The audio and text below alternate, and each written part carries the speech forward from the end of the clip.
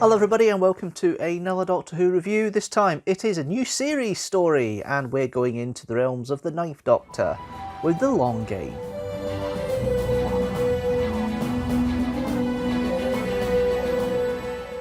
Yes, it's the 7th episode of the very first of the revived series of Doctor Who, starring Christopher Eccleston as the Ninth Doctor and Billie Piper as Rose Tyler.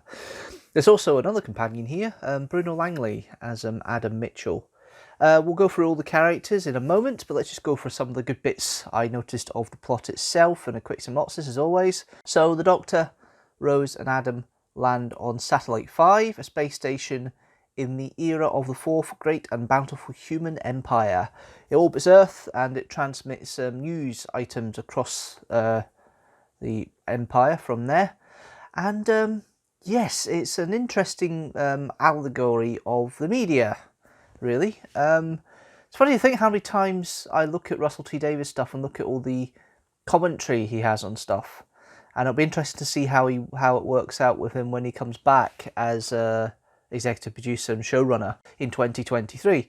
But going back to his first year, his first effort, I always had the belief that this was the weakest of the Christopher Eccleston era stories. And there is a slight justification for that, because it doesn't come across as one of the strongest things in that series. I mean, the whole of Series 1 is very strong in its storytelling. There's not really one duff story as such. But The Long Game's certainly the weakest of them, and in my opinion when I first watched it. And I was trying to figure out why.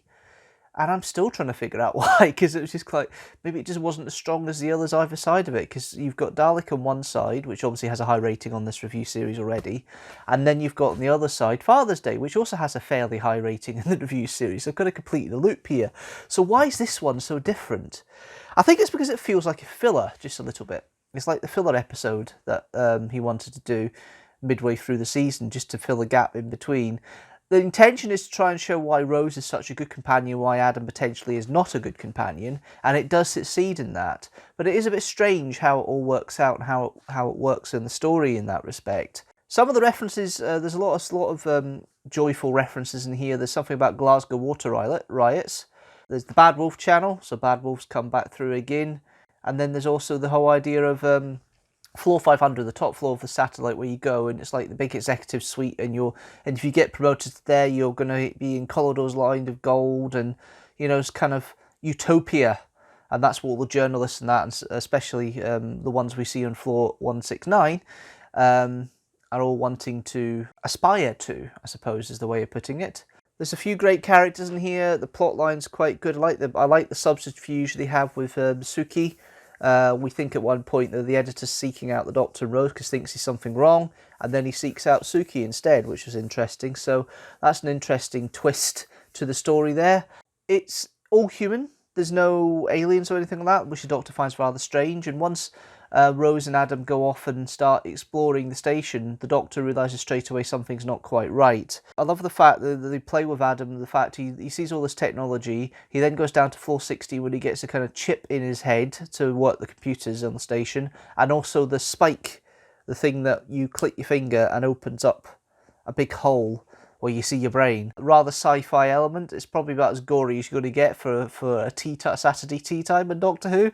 But it was quite fun, and it's interesting to see how Adam was too selfish for himself. He was going to cause all sorts of problems with the timeline by calling back with a superphone to 2012 to his mum, and how the Doctor ends up fixing that at the end. It's interesting to see how Rose kind of has the right feel for the adventure, and Adam feels a bit overwhelmed, and then he tries to benefit for his own, and he tries to take benefit for his own greediness, I suppose is a polite way of putting it, and he manages to do so, and the Doctor obviously thwarts it at the end. And I love the idea of the whole dynamic of you've got to get up to floor 500, and the editor up there with the Jagrafess, and I'll say the proper phrase in a minute, so I'll call him Max for now. The whole fact there's an alien taking over the whole floor, it's really an interesting story and well written, but for me it just seems a bit light. I think it's supposed to be kind of a light humid one in between the two stories it has either side, but it for some reason doesn't fall for me as strongly as some of the others in series 1. It's a very interesting and strange thing to watch, and it's interesting how it goes about it. with some of the characters, we've got Christopher Eccleston as the Doctor, of course, or Doctor Who, as they call him, as he's credited in this series. He's showing his happy-go-lucky side, but you can tell Christopher Eccleston's really into the role by now. He's really relaxed, really into it. He's very quickly psychs out there's something wrong. His demeanour changes as soon as he realises it, although he tries to be happy-go-lucky in front of Rose. Rose sees through it and starts wanting to help him eventually. It's the Doctor that realises it's too warm on the lower floors. I was wondering why. And then he looks at this, he hacks into the actual system and sees all the heat is coming down from floor 500, which intrigues him. It's a good turn from Eccleston, and I think that's possibly maybe what it is. Maybe because he's too... I suppose that's maybe not true, because he's chained up again for the second episode in a row, because he was chained up in Dalek as well. But this one, it doesn't seem as fitting for some reason. It's a bit strange, and some of his quips and this conversation with the editor is a little bit, maybe not off, but it doesn't seem to be the Ninth Doctor that we've got used to. It seems to be a bit more abrasive, which maybe is why it doesn't sit as well in that respect. You've then got Billie Piper playing Rose Tyler. This is still Billie Piper when she's playing Rose Tyler as the likeable Rose. The Rose is still up for adventure. She's not getting to the slightly grating stage that she starts to get in David Tennant's, in the season she is with David Tennant.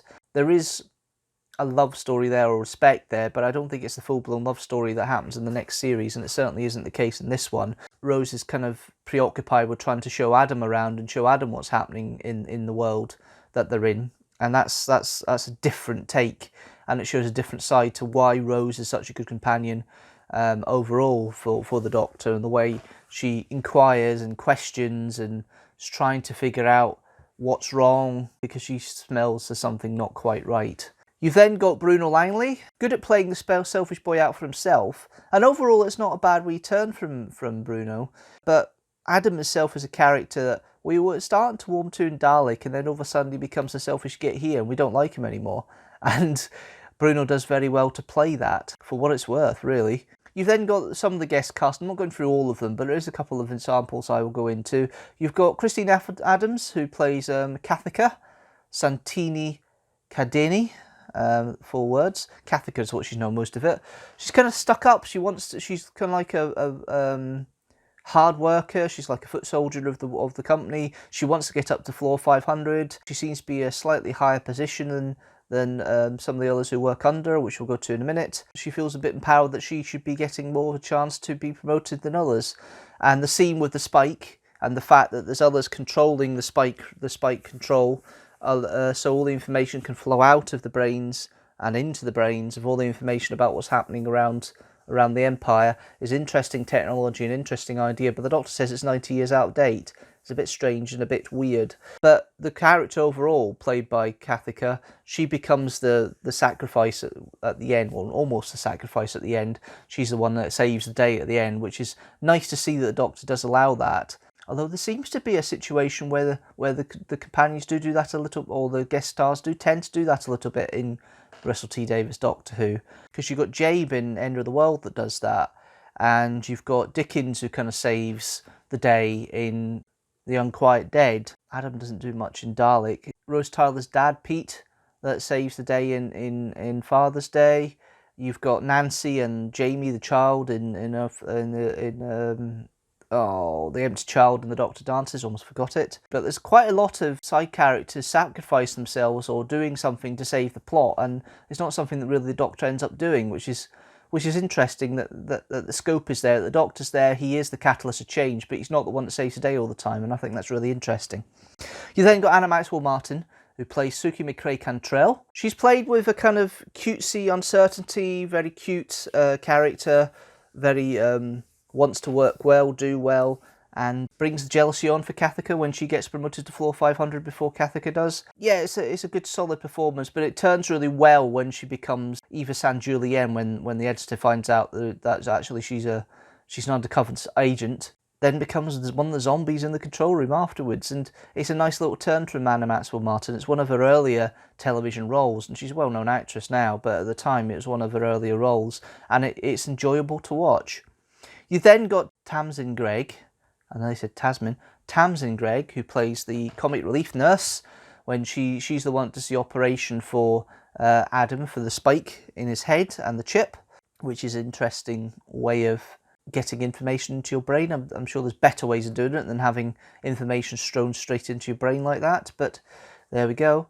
And that was an interesting comic relief, and it's a nice little cameo. It's kind of like the cameos you get in the John Nathan Turner area a little bit. It's played for laughs more than anything else. It's not really played in a way that's serious 100%. Then you've got one of the best guest cast of the series, Simon Pegg as the editor. He is part of a consortium of bankers. He becomes the editor. He has an overlord, which is the Jagrafess or Max, and he's very manipulative, scheming. He's always trying to figure out what's wrong and you have a feeling he's trying to do it for his own ends as much as anything else, even though he has got a boss above him that's an alien.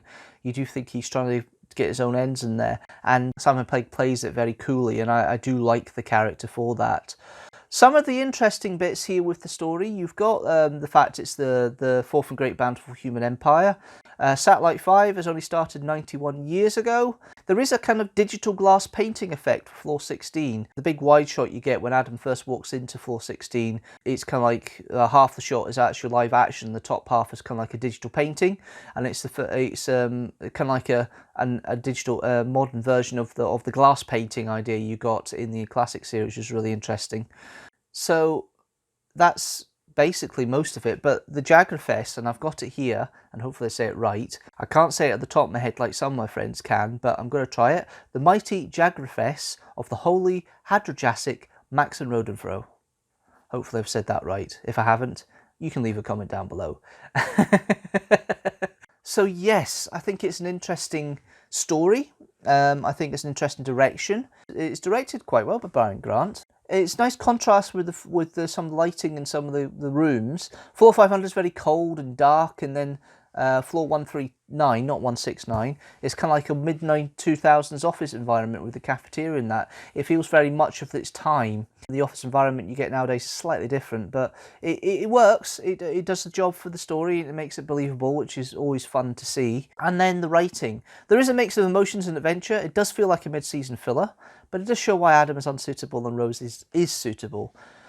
It's a good parody, and that's what I was trying to figure out earlier on. It's a good parody of media manipulation of the truth, and highlighted more in the present than it would have been 2005. It's certainly more now that the media gets more manipulated. At that time, social media was starting to come into vogue, so it's probably a futuristic, quite an advanced little comment on social media at the time, and the way that it's proliferated and the way lies are manipulated. Because that's the thing with Satellite 5, it's all manipulated media, but it's not truth half of the time. It's more what they want you to think, not actually what is happening, and it's a nice little allegory for that. Overall, I don't mind the story. It's kind of take your brain out really, but it is overshadowed by the stories either side of it, Dalek and Father's Day.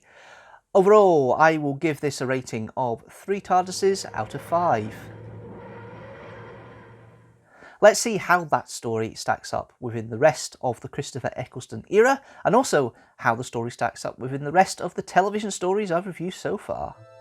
I've reviewed 5 of the Christopher Eccleston era stories so far. That's halfway. So the long game is at the bottom with 3 TARDISes out of 5. At the top is Dalek with 4.5 TARDISes out of 5. Overall, Time Lash and Sleep No More are still at the bottom with 2.5 TARDISes out of 5. And at the top, we have 6 stories, which are, including Dalek, The Happiness Patrol, Inferno, The Day of the Doctor, The Caves of Androzani, and The Tomb of the Cybermen. That's it guys, thanks very much for watching. Tell me what you think about The Long Game, leave a comment down below. If you don't like it, leave a comment down below. If you do like it, leave a comment down below. That joke's going to stick for a while, I think. If you like this video, don't forget to like it and share it with the hashtag teamstructor. Don't forget to hit that subscribe button and the notifications bell so you know when a new video comes out. General rule, new video every Sunday at 4 PM GMT, but the notifications bell will help you with this because the next video is actually on Wednesday at 6 PM GMT. So that is going to be the Sea Devils, which is kind of interesting because it's 50 years this week that the Sea Devils first broadcast on the BBC. So hopefully you can join me for that. But until then, thank you guys for watching, and I'll see you later.